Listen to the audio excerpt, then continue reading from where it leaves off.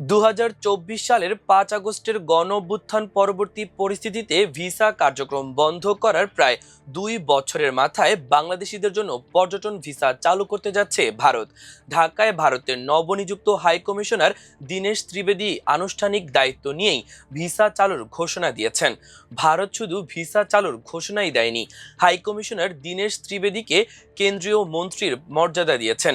এছাড়া ভারত থেকে জোর করে মানুষজনকে বাংলাদেশে ঠেলে দেওয়া নিয়ে সীমান্তে যেসব সমস্যা তৈরি হয়েছে সেগুলো দ্রুত সমাধানের কথাও এসেছে। সাম্প্রতিক সময়ে অনুপ্রবেশকারীর তকমা দিয়ে মানুষজনকে বাংলাদেশে ঠেলে দেওয়া, দিল্লি বিমানবন্দরে প্রধানমন্ত্রীর তথ্য উপদেষ্টা জাহিদুর রহমানকে হেনস্থা এবং তারই পরিপ্রেক্ষিতে ঢাকায় ভারতের ভারপ্রাপ্ত হাইকমিশনারকে তলব করার ঘটনা ঘটেছে।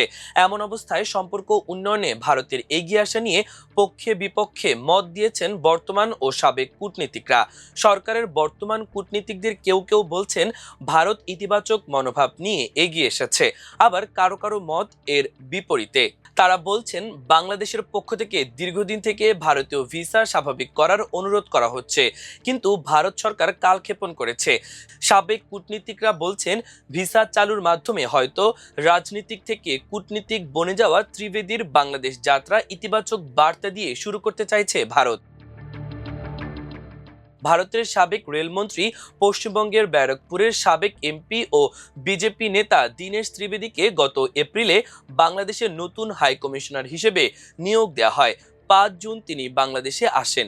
বৃহস্পতিবার তিনি ভারতের নতুন রাষ্ট্রদূত হিসেবে রাষ্ট্রপতি মোহাম্মদ শাহাবুদ্দিনের কাছে তার পরিচয়পত্র পেশ করেন। পরিচয়পত্র পেশ করার পর তিনি রাজধানীতে যমুনা ফিউচার পার্কে ভারতীয় ভিসা সেন্টারে এক সংবাদ সম্মেলনে বাংলাদেশিদের জন্য আবার পর্যটন ভিসা চালুর ঘোষণা দেন। দীনেশ ত্রিবেদী বলেন, 28 জুন থেকেই বাংলাদেশিদের জন্য আবার পর্যটন ভিসা দেওয়ার কার্যক্রম শুরু হবে।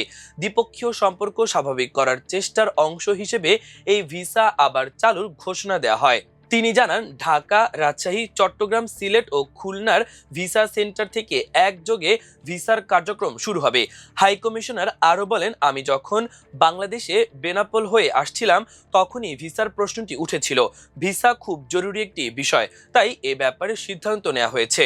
2024 সালের 5 আগস্টের গণঅভ্যুত্থান পরবর্তী পরিস্থিতিতে ভিসা কার্যক্রম বন্ধ রাখে ভারত।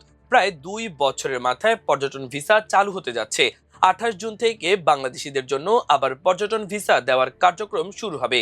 প্রধানমন্ত্রী তারেক রহমানের চীন সফরে থাকা অবস্থায় ভিসা চালুর এই ঘোষণা কি বাংলাদেশের সাথে সম্পর্ক উন্নয়নে ভারতের গ্রিন সিগন্যাল?